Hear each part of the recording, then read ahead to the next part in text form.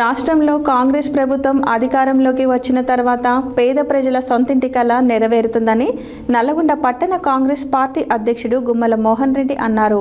శనివారం నల్లగొండ పట్టణంలోని 13వ డివిజన్ విద్యుత్ నగర్ కాలనీలో పస్తం సీను సంధ్య దంపతులు నూతనంగా నిర్మించుకున్న ఇందిరమ్మ ఇల్లు గృహప్రవేశ కార్యక్రమంలో పాల్గొన్నారు.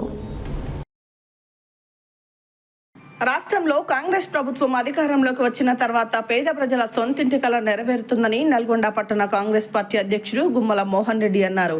శనివారం నల్గొండ పట్టణంలోని 13వ డివిజన్ విద్యుత్ నగర్ కాలనీలో పస్తం శ్రీను సంధ్య దంపతులు నూతనంగా నిర్మించుకున్న ఇందిరమ్మ ఇల్లు గృహప్రవేశ కార్యక్రమంలో పాల్గొన్నారు. ఈ సందర్భంగా మాట్లాడుతూ ఇందిరమ్మ ఇంటితో పేద ప్రజల కళ్ళలో ఆనందం కల్పిస్తుందన్నారు. మంత్రి కోమటిరెడ్డి వెంకటరెడ్డి నల్గొండ నియోజకవర్గంలో 3500 ఇండ్లు, నల్గొండ పట్టణంలో 650 ఇండ్లు మంజూరు చేయించారని అన్నారు.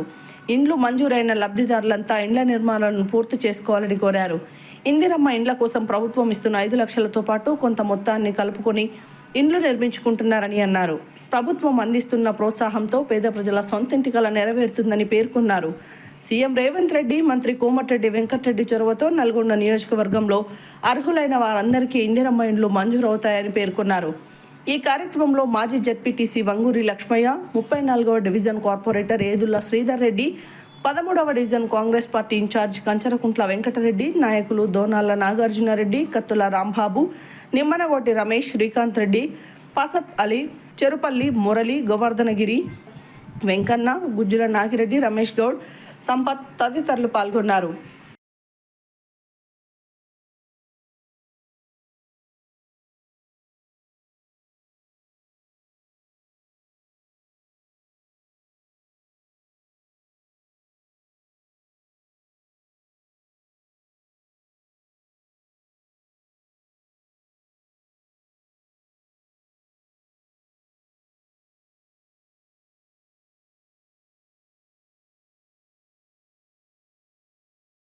వందనాలు. మీ బిడ్డలైన వారిని మీరు ప్రేమించి ఇచ్చారు. తండ్రి కుమార పరిశుద్ధాత్మ నామములో ప్రారంభిస్తున్నాం.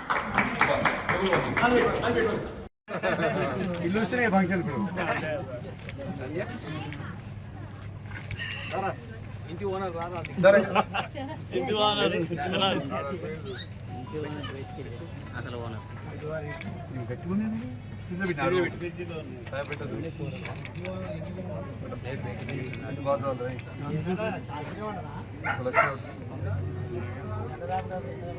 పెట్టుకుంది పెట్టదు ఫ్రిడ్జ్లో పెట్టదు స్వీట్ ఏ గారు